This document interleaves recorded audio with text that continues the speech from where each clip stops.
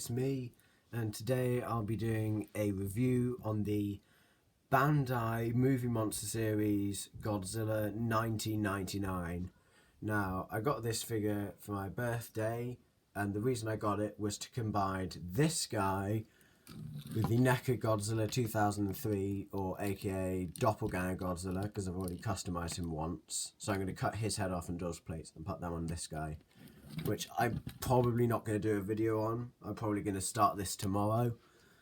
So yeah, because basically I'm just following the tutorial that the Geek Chest made. So if you want to do the same thing that I'm going to do, basically just watch the Geek Chest video, because I'm probably not going to do a video on it.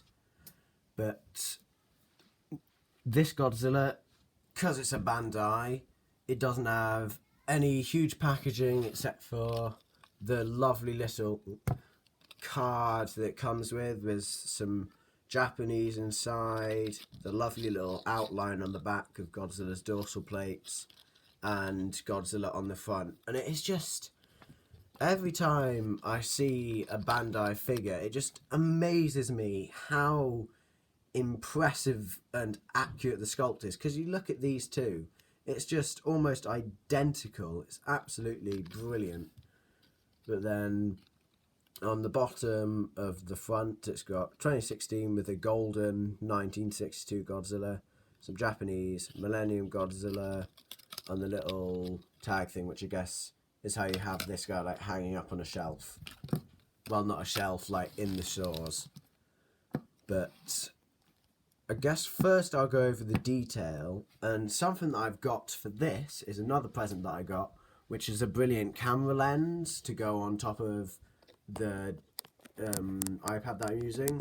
So it looks a bit blurry, but once you bring the figure closer, you should, there you can see just how incredible the camera and the detail on this figure is. You can see all the little bits in his mouth. You can see the roof of his mouth is sculpted incredibly.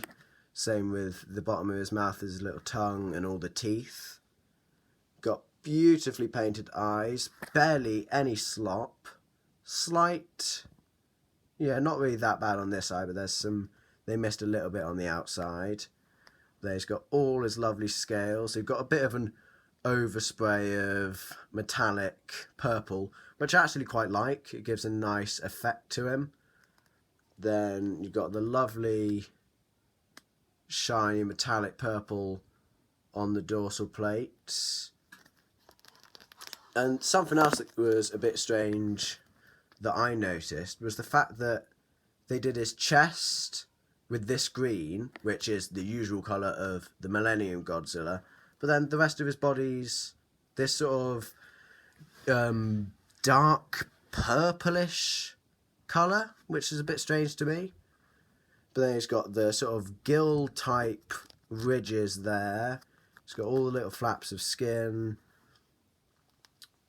Got the lice. He's got these little spikes on his legs, which remind me of the little bits on Biolante's, the base of her tendrils. Then going down further, beautifully sculpted underside of the feet, which is just incredibly well done. They even did some texturing on it, as you can see. Going up the legs a bit more, even more of the beautiful fine detail, which is just, like I said, it's just incredible. Because Bandai works with Monster Arts. Well, Bandai basically owns Monster Arts. They just work with Tamashii Nations. And you can see just how incredible the level of detail is. And there's a slight difference in purples between these two spines. This one's a lighter purple and that one's a slightly darker one. Going down the tail, just as incredible detail, with the 3 rows of spines going all the way down to the very tip. Got some lovely detailing underneath as well, all the way along the undersection of his tail. That's got some writing under here, just all like the legal stuff, which I'm glad they put it on there instead of like his feet, because you can see just how incredible the detail is on there, and it's basically just the same as all this if this wasn't there. But it is, the thing that's the most impressive for me is the head, just because of how amazingly done it is. You can see all the tiny little individual marks that they did, and it is just absolutely beautiful. Like, there's basically nothing, like, there are no complaints on this figure that I have at all, like, with Bandai standards. Not much articulation, but I don't really care about that, because I'm going to be articulating him by adding parts of him onto the 2003.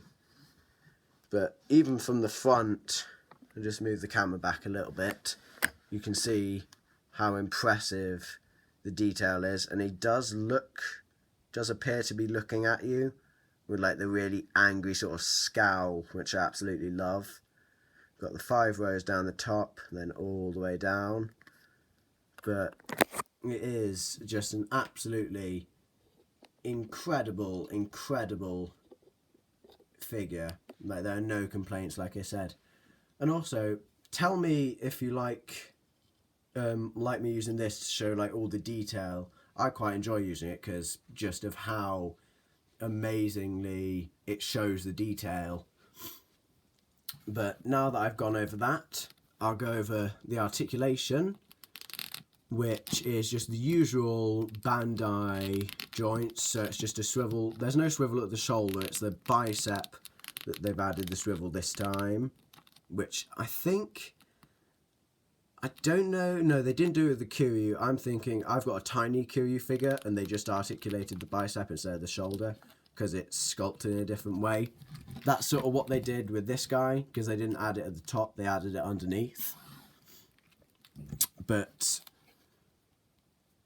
oh yeah, the thighs are just a plain swivel, so they can go all the way around, and he's made of the really squishy, hollow plastic, which I always quite like, just playing around with it, just completely, like, you can see just how squishy and hollow it is, which I always absolutely love, which is what I'm going to do. I'm going to, because his head's hollow, I'm basically just going to sand this head down till it's nothing and put this head on top like a mask.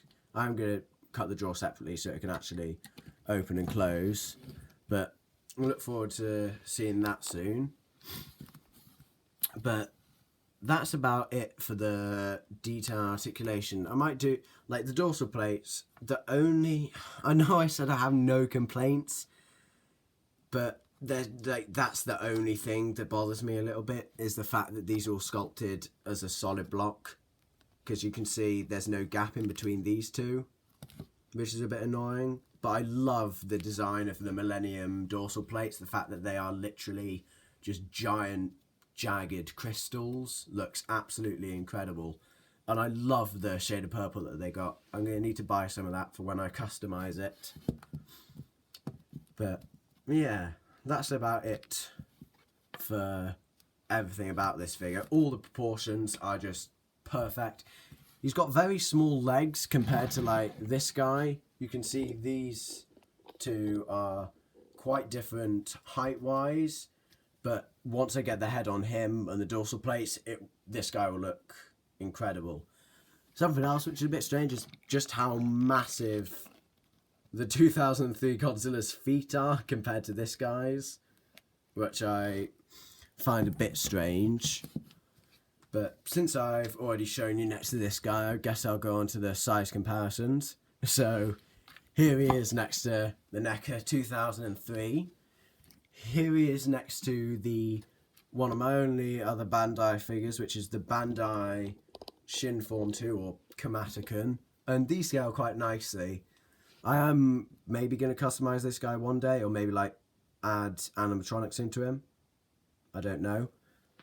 Here he is next to my recently finished custom Playmates Gigan, which he is a pretty tall kaiju compared to him, but once I customize this guy, they will be about the same height.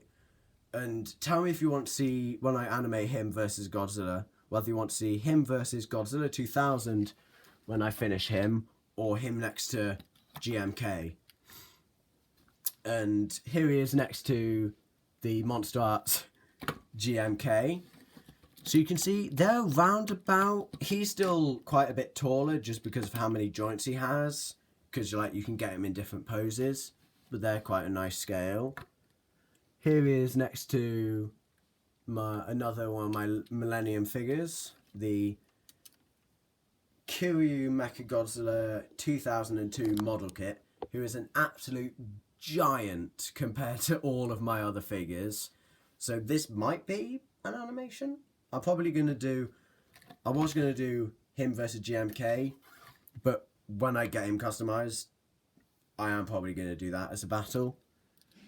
And finally, here he is next to the greatest Godzilla figure of all time, the Neca Godzilla 1954, who is a very similar height, because in this film they try to go back to like the same height as the original, so around about like, I think it was 50-60 meters. I don't know, I might need to get my facts checked. I don't know if that's correct, but so it's a bit of a shorter review. It's because it's a Bandai figure. It has no big box, not lots of articulation, and it doesn't have any accessories, but the sculpt is incredible. And it's the only accurate Godzilla 2000 that you can get for a reasonable price. The Monster Arts is expensive, and it's based off of one of the concept arts, which is, I'm pretty sure, what Playmates did. They based theirs off the concept art, but I just love the design of the original. Like the really round face, I just absolutely love. But that about does it for this review. I really hope you enjoyed, and I'll see you in the next one.